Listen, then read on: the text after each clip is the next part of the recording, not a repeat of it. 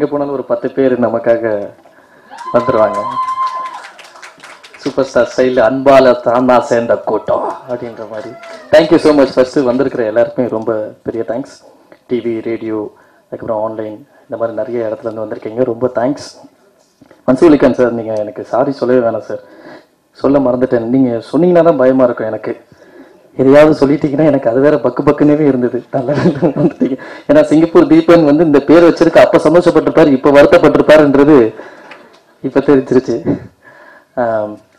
ரொம்ப நாள் வந்து ரேடியோலையும் டிவிலையும் ஒர்க் பண்ணிட்டு எப்படா படம் பண்ணுவோம்னு சொல்லிட்டு நிறைய பேர் என்ன மாதிரி காத்துட்ருக்காங்க. ஸோ அதில் ஒவ்வொருத்தராக வந்துட்டு இருந்தோம். விக்னேஷ் கார்த்திக் வந்து டைரக்டர். ஆனால் நாங்கள் 2 பேரும் எப்பயுமே தலைன்னு தான் கூப்பிட்டுப்போம். அவர் என்ன தலைன்னு கூப்பிட்டுப்பார், நான் ஒரு தலைன்னு கூப்பிட்டுப்பேன். எங்கேயாவது தூரமாக இருந்தால் தலையான்னு கூப்பிட்டா எல்லாம் தலை ஃபேன்லாம் திரும்புவாங்க. தலையா அப்படின்வாங்க. இல்லை அப்படின்னு சொல்லி கிட்ட போயிட்டு அவரை போய் தலைன்னு கூப்பிட வேண்டியதாக இருக்கும். ஸோ ஒரு தடவை வந்து இந்த ஸ்டோரியை வந்து ஒரு காரில் வந்து உட்காந்துட்டு இருந்தார். ஒரு ஷார்ட் ஃபிலிம் ஒன்று பண்ணியிருந்தார். அந்த ஷார்ட் ஃபிலிம் ரொம்ப நல்ல ரிவ்யூஸ், நிறைய பேர் பாராட்டியிருந்தாங்க அவரை. அதுக்கப்புறம் திடீர்னு ஒரு ஸ்டோரி ஒன்று எழுதிட்டு, நான் ஒரு படம் பண்ணுறதுக்கு ஒரு ஸ்டோரி ஒன்று எழுதியிருக்கேன், அதை சொல்லவா, டைம் இருக்கா அவங்களுக்கு அப்படின்னாரு. அதை விட வேற என்ன டைம், வாங்க அப்படின்னு சொல்லிட்டு உட்காந்து ஒரு பாதி ஆஃப் வரையும் சொல்லிட்டாரு. அவர் இன்டர்வல் வரையும் சொல்லிட்டு நான் அப்படியே கேட்டுகிட்டே இருந்தேன். ரொம்ப ஷாக்காக இருந்தது, பயங்கர காமெடி. அதில் ஒரு அந்த இன்டர்வல் கிட்ட ஒரு சின்ன ட்விஸ்ட் ஒன்று வந்துட்டு, அவர் இதோ வந்து வந்துடுறேன் அப்படின்னு சொல்லிட்டு கடைக்கு போயிட்டார். ஏதோ ஒரு ஷாப்புக்கு இறங்கி போயிட்டார். எப்போ வருவாருன்னு தெரியல. நானும் என்னென்ன பண்ணுறது, என்ன அடுத்தது என்ன இருக்கும் அப்படின்ற மாதிரி எல்லார் மாதிரியும் நானும் யோசிக்க ஆரம்பிச்சிருந்தேன். அப்புறம் மீதியும் வந்துட்ட பிறகு எல்லா கதையும் சொல்லி முடிச்சோடனே எப்படி இருக்கு அப்படின்னாரு. ரொம்ப நல்லா இருக்கு, ஆனால் இந்த படத்தில் நான் இருந்தால் இன்னும் நல்லா இருக்கும் ஹீரோவா அப்படின்னோடனே, அப்படியா நிஜமாவே பிடிச்சிருக்கா அப்படின்னாரு. இல்லை ரொம்ப பிடிச்சிருக்கு எனக்கு அப்படின்னோடனே, சரி ஓகேன்னு சொல்லிட்டு போயிட்டார். சரி ஓகே, ஏதோ பாசிங்க எல்லாருமே சொல்லிட்டு போவாங்களா, அந்த மாதிரி தான் போயிடுவாரு அப்படின்னு சொல்லிட்டு நானும் நினச்சிருந்தேன். அப்புறம் திடீர்னு ஒரு நாள் வந்து ஃபோன் பண்ணி, எனக்கு ஒரு ப்ரொடியூசர் கூப்பிட்டுருக்காங்க, நான் போய் அவங்க கிட்ட போய் கதை சொல்ல போகிறேன் அப்படின்னாரு. ஓகே, ஆல் தி பெஸ்ட், நல்லபடியாக சொல்லிட்டு வாங்க கண்டிப்பாக. ஏன்னா அவர் வந்து ஸ்டோரி எப்படி எழுதுறாரோ அதை விட அவரோட நரேஷன் சூப்பராக இருக்கும். அவர் சொன்னாராரு, அது விஷுவலாக நம்மளுக்கு எல்லாருக்குமே கண்ணுக்கு தெரிகிற அளவுக்கு ரொம்ப பயமாக சொல்லுவார். ஏன்னா இந்த மிமிக்ரி பண்ணும்போது டிவியில் அவரும் நானும் ஒர்க் பண்ணும் போதுலேருந்து, நானும் சிங்கப்பூர் தீபன், விக்னேஷ் கார்த்திக் 3 பேருமே டிவியில் ஒர்க் பண்ணும் போதே கூட இந்த ஸ்கிரிப்ட் எழுதுறதே வந்து ஏதோ படம் பார்க்குற மாதிரி இருக்கும். அந்த அளவுக்கு பயங்கரமான ஒரு டேலண்டட் அவருக்கு. அதெல்லாம் மீறி அவர் தன்னடக்கத்தோட உச்சக்கட்டம் வேற. பயங்கரமாக இல்லை தலைன்னு சொல்லுவார் அவர். ஸோ அதுக்கப்புறம் ப்ரொடியூசர் வந்து போய் பார்த்துட்டு அவங்க வந்துட்ட பிறகு அவங்களும் உங்களை ஓகேன்னு சொல்லிட்டாங்க. உடனே எது என்னையா சொல்லி நல்லா சொல்லி பாருப்பா, வேற யாராவது பேர் இருக்க போது. இல்லை அவங்க சொல்லிட்டாங்க. யாருன்னு கேட்கும்போது ரெஹானா மேம் அப்படின்னு. அப்பா அப்படின்னு சொல்லிட்டு டக்குன்னு ஃபோன் பண்ணி அவங்களுக்கும் பெரிய தேங்க்ஸ் சொன்னேன். ரெஹானா மேம் வந்து எனக்கு ரேடியோலேருந்து தெரியும் அவங்கள. எப்பயுமே அவங்க சொல்லுவாங்க, நீ பையன் மாதிரிப்பான்னு 2-3 இடத்துல சொல்லும் போது ரொம்ப சந்தோஷமா இருக்கும். இப்படி சொல்றதே பெரிய விஷயமாச்சு அப்படின்னு. பட் ஆனால் அவங்க கூப்பிட்டு இந்த மாதிரி சான்ஸ் ஒன்று கொடுத்து, நீ தான் ஹீரோ அப்படின்னு எனக்கு பயங்கர சந்தோஷமாயிடுச்சு. ஏன்னா ரொம்ப நாள் கனவு வந்து எப்படியாவது ஒரு படத்தில் நடிக்கணும், ஏதோ ஒரு நல்ல கேரக்டர் பண்ணணும் அப்படின்னு. ஹீரோவாக இருக்கணுன்றது ஆசை தான், பட் ஆனால் கேரக்டர் கிடைச்சாலும் பண்ணணும் அப்படின்றது தான். பட் அந்த 2மே தருணம் வந்து எனக்கு 2 பேர் தெரிஞ்சவங்க, 2 பேரும் ஆப்ஷனே இல்லாமல் நீங்கள் தான் அப்படின்னு சொல்லும்போது ரொம்ப சந்தோஷமாயிடுச்சு. அதுக்கப்புறம் ஸ்டோரிலாம் கேட்ட பிறகு ரொம்ப ஒர்க் பண்ணுறதுக்கு ரொம்ப ஈஸியாக இருந்தது. ஏன்னா அது ஃபுல்லாக வந்து காமெடி அப்படி பேஸ்டுன்றதுனால வந்து சரி ஓகே நம்மளும் காமெடி தானே பண்ணுவோம், சரி ஓகே அதனால ஒர்க் பண்ணலாம் அப்படின்னு சொல்லிட்டு ஒர்க் பண்ணோம். ரொம்ப ஒவ்வொரு சீனுமே வந்து பயங்கர செம்ம ஜாலியாக இருக்கும். ஷூட்டிங் முடியும் போது வந்து ரொம்ப அந்த டீமே மிஸ் பண்ண மாதிரி ஒரு ஃபீல். ஏன்டா தலையில் என்ன வைக்கல, டீம் வந்து பார்த்தீங்கன்னா டீமே ஜாலியாக தான் இருக்கும். லைட்மேன் ஜாலியாக இருப்பார், வச்சுக்கலாம்ப்பா அப்படின்ற மாதிரி தான் வச்சுப்பாரு. அதுக்கப்புறம் டிரெக்டர் டீம் ஒவ்வொருத்தரும் ஒவ்வொரு மாதிரி பயங்கர ஜாலியாக இருப்பாங்க. ஸோ அது மிஸ்ஸிங்காக இருந்தது. எல்லாத்துக்கும் மேலே வந்து சாங், எப்பயுமே ஒரு சாங் தான் வந்து ரொம்ப வருஷம் பேசப்படும். இன்ன வரையும் Raja sir song, Rahman sir song அப்படின்னு நம்ம சொல்கிற மாதிரி சில ஹீரோவோட ஹிட்ஸ்லாம் சொல்லுவாங்க. அந்த மாதிரி நமக்கும் ஏதாவது வரணும் அப்படின்னு சொல்லி ரொம்ப ஆசைப்பட்டுட்டு இருக்கும்போது ரெஹானா மேமோட சாங் வந்து கண்டிப்பாக சொல்லி ஆகணும். ஒரு தடவை ஷூட்டிங் ஸ்பாட்டில் எடுத்துகிட்டு வந்து இது சும்மா ரஃப் தான்ப்பா அப்படின்னு சொல்லிட்டு எல்லாரும் கேட்டுக்கிட்டே இருக்காங்க. எல்லாரும் ரொம்ப நேரம் கேட்டுக்கிட்டு இருக்காங்க, எப்படா வரும் அந்த ஹெட்ஃபோனு நம்ம கையில் அப்படின்னு சொல்லிட்டு கம்முன்னு அப்படியே பயந்துட்டு. அப்புறம் ஃபைனலாக காதில் கேட்ட பிறகு நான் ஒரு 5 தடவை கேட்க ஆரம்பிச்சேன். என் பக்கத்தில் இருக்கவங்க கொடுக்கவே இல்லை நான். ஸோ ரொம்ப thank you ma'am, thank you so much. First படமே எனக்கு இந்த அளவுக்கு ஒரு சாங் கிடைச்சதுதான் பெரிய விஷயம். Thank you ma'am, thank you so much. And வந்து பிஜிஎம் படத்தில் நடுவில் ஒவ்வொரு சவுண்டும் மியூசிக்குமே வந்து பார்த்தீங்கன்னா ரொம்ப ப்ளஸ்ஸாக இருந்தது. ஆக்சுவலி எனக்கு பெரிய ப்ளஸ் தான் விக்னேஷ் கார்த்திக்கும் ரெஹானா மேமும். Thank you so much. அண்ட் வந்து சுபா தம்பி பிள்ளை மேம், இந்த படத்துக்கு என்ன தேவையோ அதை கரெக்டாக கொடுக்கக்கூடிய ஒரு ப்ரொடியூசர். எப்பயுமே அவங்க டெய்லியுமே வந்துருவாங்க. எப்பப்பெல்லாம் ஷூட்டிங் நடக்குதோ அப்பப்பெல்லாம் வந்துருவாங்க. வந்துட்டு ஆனால் அவங்களுக்கும் எங்களுக்கும் சம்மந்தமே இல்லாத மாதிரி ஏதோ டூருக்கு வந்த மாதிரி அவங்க சுற்றி பார்த்துட்டு தான் இருப்பாங்க. எங்களை வந்து எந்த டிஸ்டர்பும் பண்ண மாட்டாங்க. ஓகே ஆர் யூ ஓகேன்னு தான் கேட்பாங்க. ஸோ அந்தளவுக்கு ஒரு ஸ்ட்ரிக்டாக இல்லாத ஒரு ப்ரொடியூசர் எங்களுக்கு கிடைச்சிருக்காங்க. அவங்களுக்கு ஸ்பெஷல் தேங்க்ஸ். அண்ட் வந்து சஞ்சிதா ஷெட்டி சூது கவுமில் ஒரு பெரிய ஒரு ரோல் பண்ணி இன்விசிபிள் கேரக்டரில் இருப்பாங்க. அவங்க தான் ஹீரோயின். ஒன்று எனக்கு இன்னும் பயங்கர அடிஷ்னல் ஆஃபர் தானே. ஓகே சூப்பர், செம்ம சந்தோஷமாச்சே. இன்விசிபிளா இதுலேயும் இன்விசிபிள் இல்லை, இதில் விசிபிள் தான் அப்படின்னா என் சீனை விட அவங்களுக்கு நிறைய சீன் வைங்க என் கூட வர மாதிரி அப்படிலாம் சொன்னோடனே இல்லை கண்டிப்பாக இருப்பாங்க.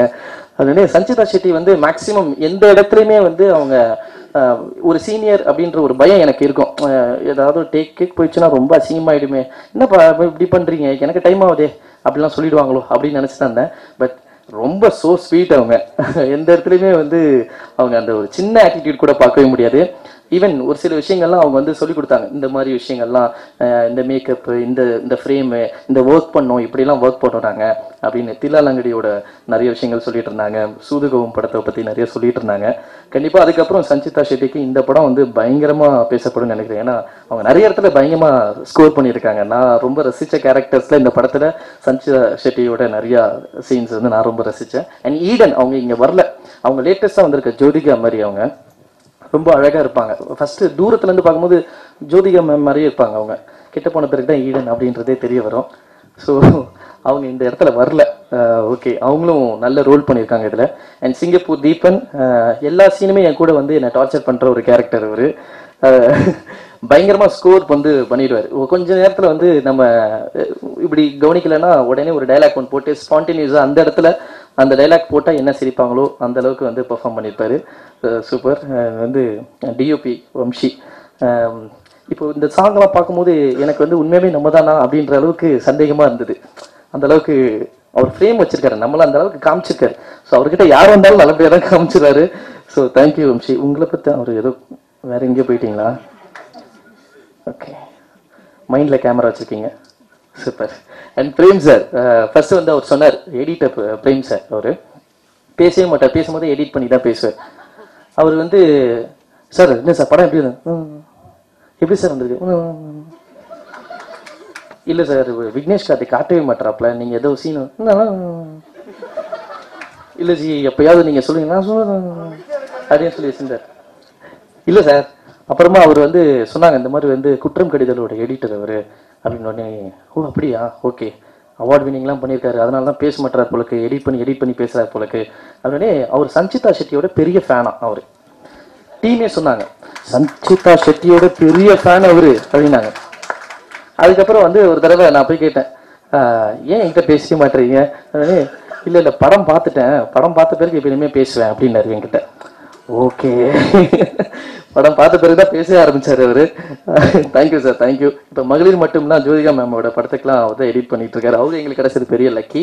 அண்ட் வந்து entire team, direction department, music department, இந்த மாதிரி நிறைய டீமு. இதில் ஒரு சின்ன காமெடி ஒன்று நடந்தது, அதை நான் சும்மா ஷேர் பண்ணிக்கிறேன்.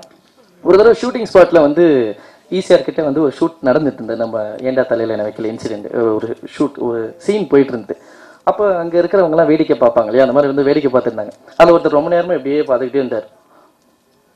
உடனே இப்படியே கம்முனிட்டு இருந்தேன். அப்போ எங்க நான் கூப்பிட்டு கேட்டேன், சீரியலா படமா? படம் தானே. என்ன படம்? தமிழ் படம் தான். இல்லைப்பா யார் ஹீரோயின்? இல்லை ஒருத்தங்க வருவாங்க இப்போ பாருங்க. சமந்தாவா? இல்லை. காஜல் அகர்வாலா?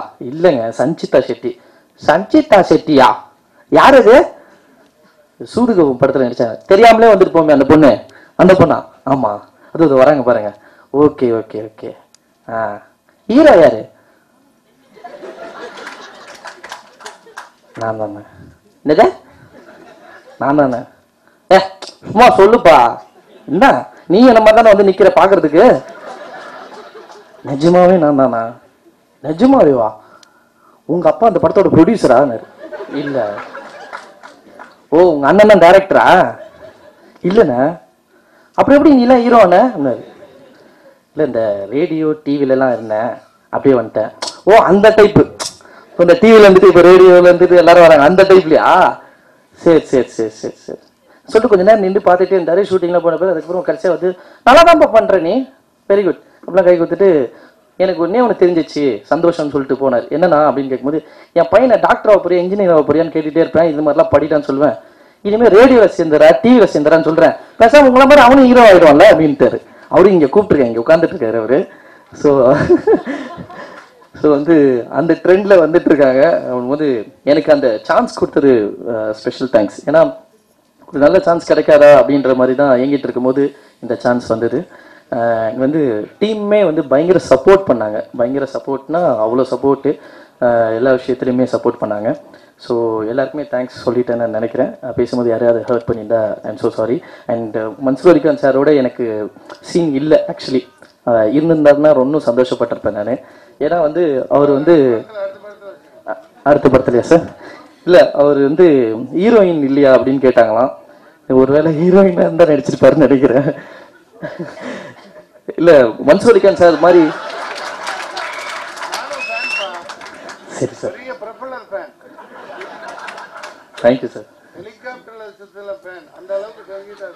சரி சார், தேங்க்யூ சார். ஏன்னா அவர் வாய்ஸ்லாம் வந்து மிமிக்ரி பண்ணும்போது நாங்களாம் ப்ராக்டிஸ் பண்ணியிருக்கோம் நிறைய விஷயங்கள். வந்து அவர் மாதிரி ஏனா பார்த்துடா அப்படின்னு பேசும்போது அவர் முன்னாடி இப்படி இருக்கும்போது கொஞ்சம் பயமாக தான் இருக்கு. தேங்க்யூ சார், நீங்கள் ஆக்ட் பண்ணதுக்கு எங்களுக்கு. அண்ட் வந்து யோகி பாபு, அதுக்கப்புறம் மன்சூர் அலிகான் சார், இன்னும் நிறைய பேர் வந்து டீமில் இருக்காங்க நடித்தவங்க. ஸோ ரொம்ப சந்தோஷம். அண்ட் வந்து சீஃப் கெஸ்ட் அவங்களுக்கும் ஸ்பெஷல் தேங்க்ஸ். பாக்யராஜ் சார் வந்து அவர் ஒவ்வொரு படமும் வந்து நீங்கள் 100 தடவை பார்த்தாலும் போர் அடிக்காது. ஸோ அப்பேற்பட்ட ஒரு பெரிய இயக்குனர். ஸ்க்ரீன் பிளே வந்து அவர் போட்ட ஸ்க்ரீன் பிளே தான் வேர்ல்டு லெவலில் பேசிகிட்டு இருக்காங்க. So thanks sir. புரியுமா மேம், உங்களுக்கும் ஸ்பெஷல் தேங்க்ஸ். ரொம்ப அழகான ஒரு இப்போ வரைக்கும் நீங்கள் ஹீரோயின் தான் நீங்கள் எங்களுக்கெலாம். And GK Reddy sir special thanks sir. And hip hop Aadhi எதை பண்ணாலும் வைரல் பண்ணிட்டு வரவர். ஒரு பக்கத்தில் உட்காரது எனக்கு கொஞ்சம் வைரலாக தான் இருக்குது, கொஞ்சம் வைரல் ஃபீவர் அந்த மாதிரி தான் இருக்குது. ஸோ வந்து நீங்கள் வந்ததுக்கு ஸ்பெஷல் தேங்க்ஸ். உங்கள் படங்கள் கூடிய சீக்கிரத்தில் வரப்போகுது, மீசை முறுக்கு. ஸோ அதுக்கு கண்டிப்பாக நாங்கள் அந்த கூட்டத்தில் ஒருத்தனா நின்று நானும் கிளாப் பண்ணுவேன் கண்டிப்பாக. அண்ட் வந்து சார் 2 பேருக்குமே கனடா ப்ரொடியூசர்ஸ் 2 பேருமே டிப்டாப்பாக வந்திருப்பாங்க. இதில் சார் வேறு எங்கள் படத்தில் ஒரு ரோல் ஒன்று பண்ணியிருக்கார். அந்த சீன் எடிட் பண்ணாமல் நான் பார்த்தேன், அப்பயும் பயங்கரமாக என்ஜாய் பண்ணேன். எடிட் பண்ண பிறகு பார்த்தேன், அப்பயும் என்ஜாய் பண்ணேன். So sir thank you sir, thank you so much. And Kala master ma'am, dance அப்படின்ற ஒரு விஷயம் வந்து ஃபர்ஸ்ட் ரியாலிட்டி ஷோவில் வந்து பயங்கரமாக சீசன் 1லேருந்து ஆரம்பித்து சீசன் தெறிக்க விட்டது வந்து கண்டிப்பாக மாநாட மயிலாட தான். கண்டிப்பாக அதுலேருந்து நிறைய பேர் குரூம் ஆகி இப்போ நிறைய பேர் மாஸ்டர்ஸாக இருக்காங்க. அதில் வந்து கண்டிப்பாக அந்த பெருமை எல்லாமே கலா மாஸ்டருக்கு மட்டும்தான் சேரும். அண்ட் நீங்கள் எங்களுக்கு வந்ததுக்கு special thanks ma'am, thank you so much.